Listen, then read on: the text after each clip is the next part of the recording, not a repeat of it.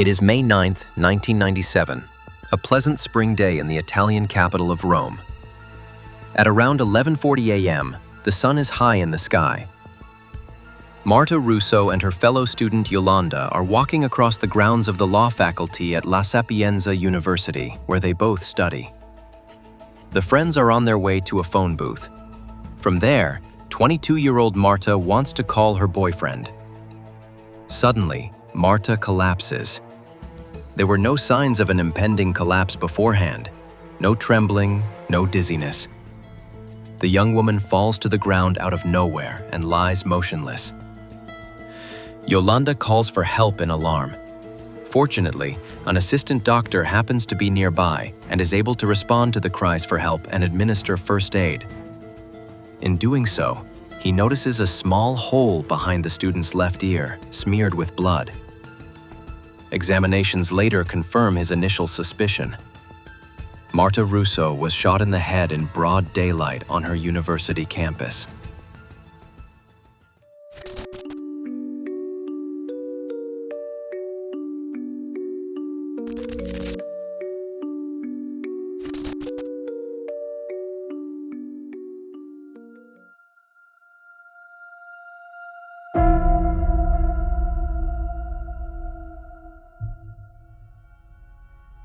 When Marta Russo was shot, she was just 22 years old. She was in her second year at the law faculty of La Sapienza University in Rome and was an excellent student. She had outstanding grades and planned to work as a judge after graduating. During her studies, she lived with her parents in a suburb south of Rome. Her father is a sports teacher and her mother is a housewife. Marta has a close relationship with her sister and her boyfriend. In her free time, she is a gifted fencer. On that fateful day, May 9th, she and Yolanda are walking down an avenue on the university campus that separates the law faculty from the political science faculty. Marta wasn't even supposed to be at the university that day. She had decided at the last minute to go there to check the exam schedule. Afterwards, she wanted to call her boyfriend from the phone booth on the university campus. Although the university campus is quite crowded at noon, no one saw who could have fired the shot at Marta. Only a few students stated in later interviews that they had heard the shot at all. It was a quiet, muffled sound, similar to the sound of squeezing a plastic bottle. After entering Marta's head, the bullet shattered into 11 pieces, causing irreparable damage to her brain. After Marta is shot, she is taken to the nearby Berto I polyclinic, but she dies there on May 14th. The day before, she had been declared brain dead after 4 days in a coma. On May 14th, her family decides to have the machines turned off. They also arrange for Marta's organs to be donated, as she had wished. During the investigation, the police determined the approximate direction from which the fatal shot must have come, based on the angle of the bullet and Marta's position.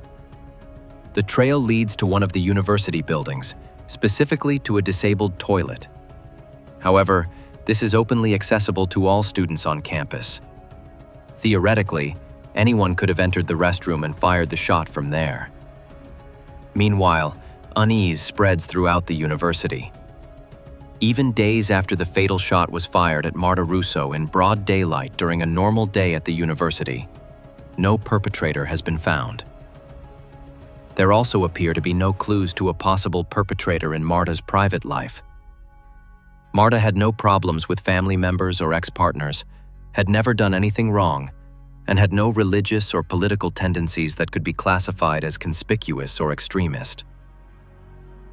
Her boyfriend, Luca, whom Marta wanted to call from the university, can also be ruled out as the perpetrator.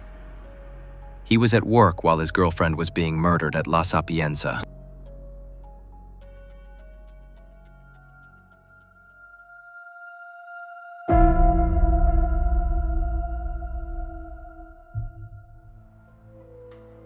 The police must therefore evaluate possible motives. What could have prompted a perpetrator to murder a perfectly normal student at the University of Rome, in broad daylight no less, and thus run the risk of being observed during the crime? Soon, both the investigation teams and journalists began to spin their first theories. May 9th, the day Marta was shot, is the anniversary of the discovery of the body of Italian politician Aldo Moro. In 1978, he was kidnapped and murdered in Rome by a member of an organization called Ragazzo Rosso, the Red Brigade. And indeed, the Red Brigades had already committed a crime at La Sapienza University, where Marta died. In February 1980, politician and lawyer Vittorio Bachelet was murdered there by members of the organization. The Red Brigades was a Marxist-Leninist organization that caused a stir with crimes and murders, especially in the 1980s. Due to the local context and the conspicuous date of May 9th, the Marta Russo case is also being investigated to determine whether terrorism could have been a possible motive for the murder of the young student. However, the Red Brigades usually publicly claim responsibility for their crimes and murders, but they have not done so in the case of Marta Russo. Unlike previous targets, Marta is not a politician or trained lawyer, but a normal student who has had little practical experience in the justice system to date. An interesting fact, however, is that Yolanda, Marta's friend with whom she crossed the university campus, has a very influential father. He works in the judiciary and runs several prisons. Yolanda claims to have received several anonymous phone calls in the week before the attack on Marta. No one ever spoke on the other end of the line, but only breathed into the phone. Is it possible that someone wanted to take revenge on Yolanda's father and shoot his daughter, but accidentally hit Marta instead? University employees are also being investigated. A cleaning company whose office is not far from the crime scene is also investigated, as numerous toy guns are found on its premises. However, all of the company's employees have a convincing alibi. Thus, the investigators are still in the dark, and the suspicion that the guilty person may still be at La Sapienza is growing stronger and stronger.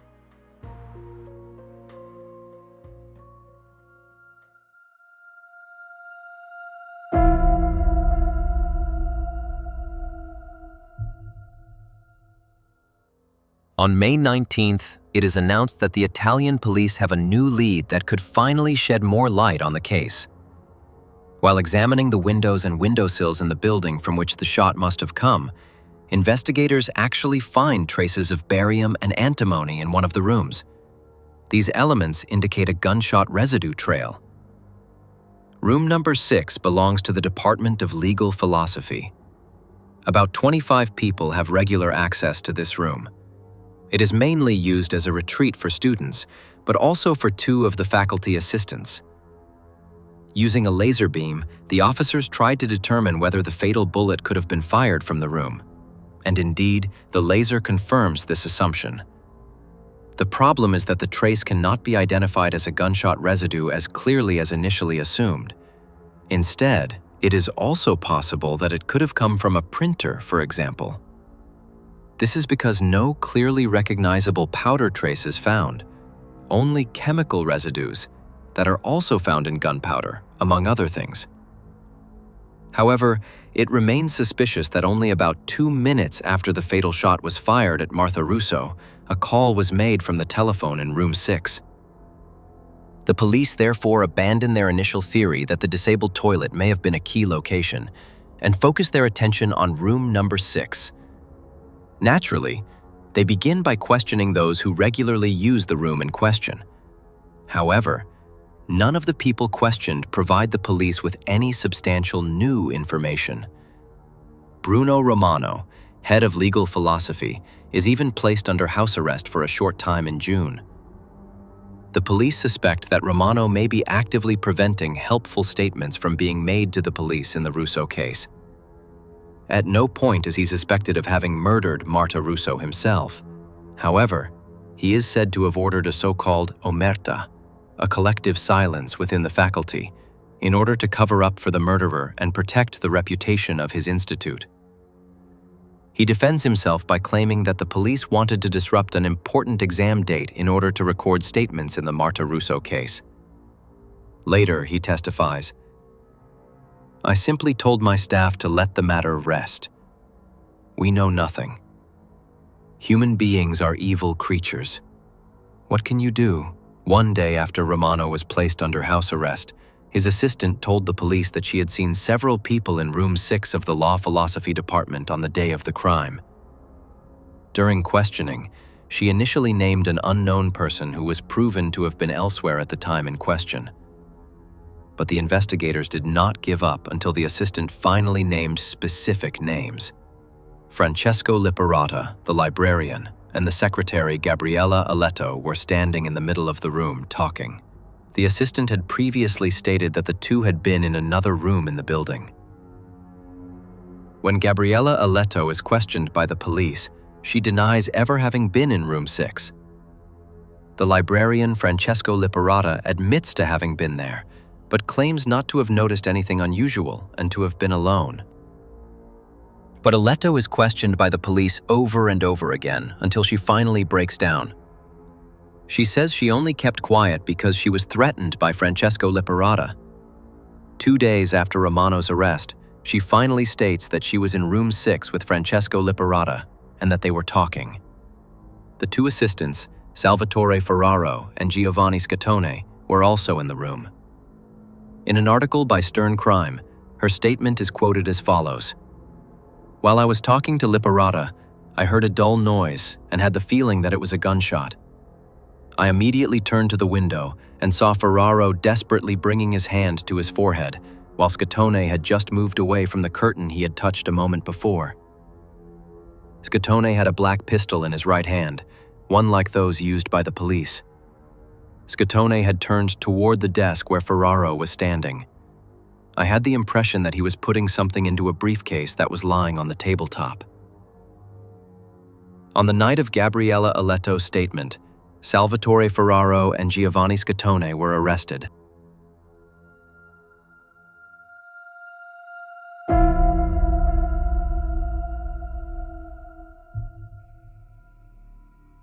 When Marta Russo is murdered, Salvatore Ferraro and Giovanni Scattone are 29 and 30 years old, respectively.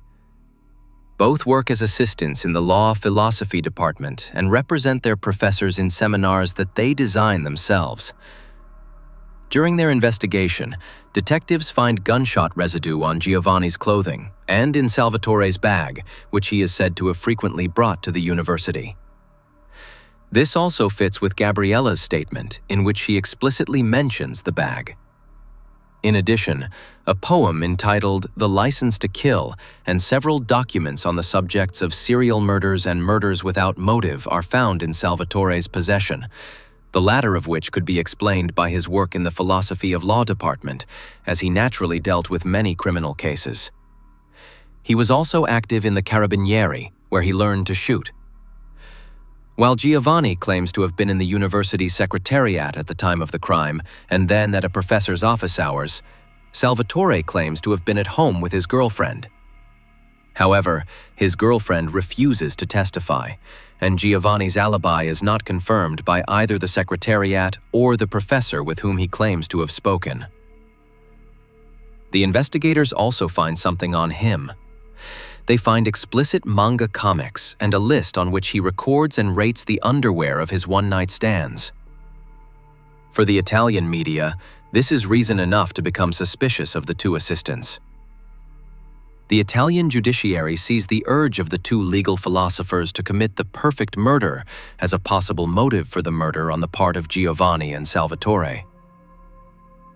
2 weeks before Marta's murder, during a seminar, the two allegedly claimed that a perfect murder would be possible if there were no connection between the perpetrator and the victim, if the murder weapon could never be found, and if witnesses would sooner or later become entangled in their statements. They were particularly inspired by Nietzsche and his theory of the superhuman, and wanted to prove their complete superiority. In July, during further questioning, a student testified that she had seen Giovanni and Salvatore leave the university grounds in a visibly agitated state shortly after Marta was shot. Francesco Liparata, the librarian, remains silent, but his mother tells the police that Francesco had confirmed to her in confidence that the two assistants were Marta Russo's murderers. In 1998, Giovanni Scattone and Salvatore Ferraro are charged with the murder of Marta Russo. There was no murder weapon, no conclusively proven motive, and no clear evidence. Only a few statements and circumstantial evidence. Nevertheless, both the investigators and the media seem certain. Giovanni and Salvatore must have killed Marta to commit their perfect murder. A murder out of intellectual pleasure, as the press headlines. But in the middle of the trial, there is a twist that turns everything upside down once again.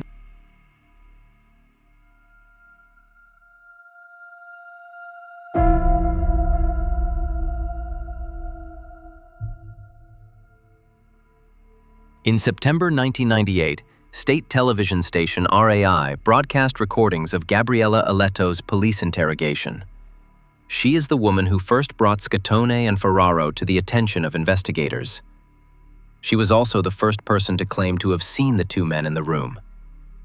Except for previously secret videos showing Gabriella Aletto crying bitterly and swearing that she never entered room number 6 on May 9, 1997, accordingly, she could not have seen Salvatore and Giovanni there.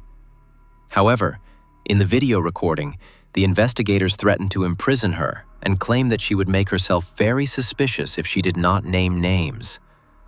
Only after repeatedly swearing on her children's lives that she had never been in the room does she finally change her statement and claim to have seen Salvatore and Giovanni there.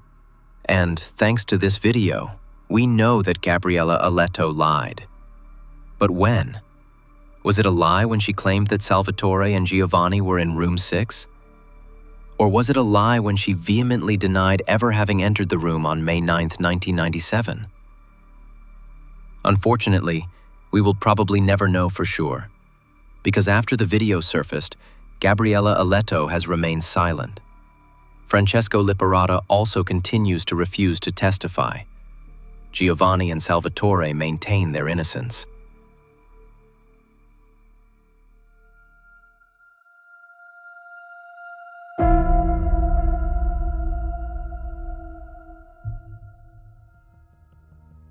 The defense has raised numerous objections aimed at refuting Giovanni and Salvatore's guilt.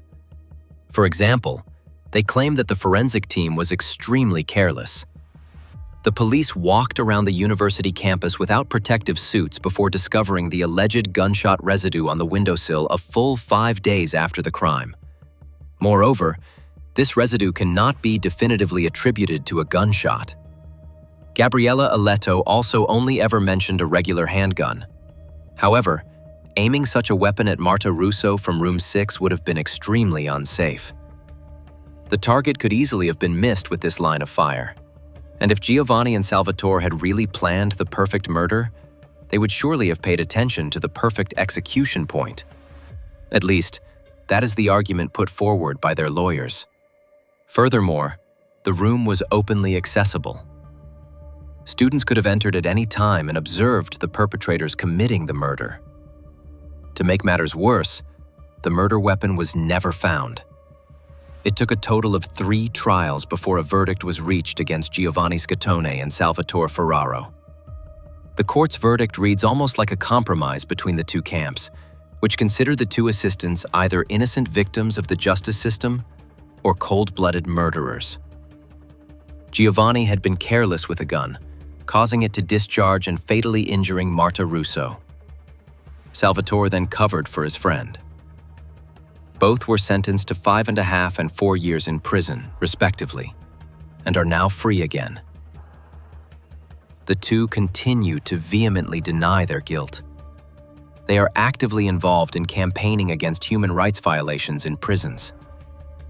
Giovanni even had a job as a teacher in an Italian high school for a while, but he quickly gave it up because numerous European media outlets reported that a convicted murderer was now teaching children. Even though Giovanni and Salvatore continue to do everything they can to position themselves as victims of the justice system, in the eyes of many observers of the trial, they remain just one thing: 2 men who killed in cold blood to commit the perfect murder. After their daughter's murder, Marta Russo's parents founded an association, the Associazione Marta Russo, which promotes organ donation. They set up their first office in Marta's former childhood bedroom. As a young girl, Marta is said to have written in her diary, "How I would love to give my life for others, but I don't know how to do it." When she died at the age of 22, she saved many lives by donating her organs. What are your thoughts on this case? Do you believe that Giovanni and Salvatore are actually guilty? Or do you also suspect a miscarriage of justice? I look forward to reading your opinions and theories in the comments.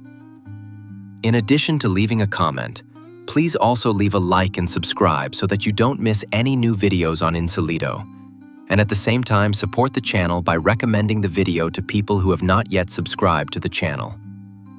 Thank you in advance, and thank you for watching. See you in the next video. Ciao.